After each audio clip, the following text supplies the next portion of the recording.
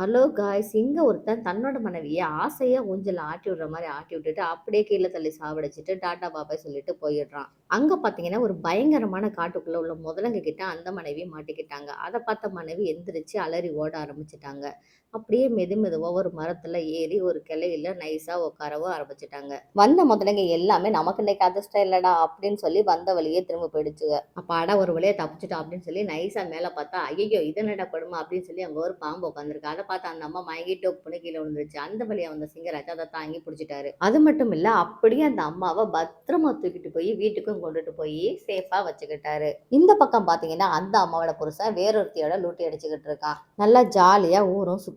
அந்த சிங்கராஜாவுக்கு அந்த அம்மா மேல ஒரு காதல் வந்துருது. அப்படியே வீட்டுக்குள்ள கூட்டிட்டு போய் நடந்ததெல்லாம் கேட்கிறாரு.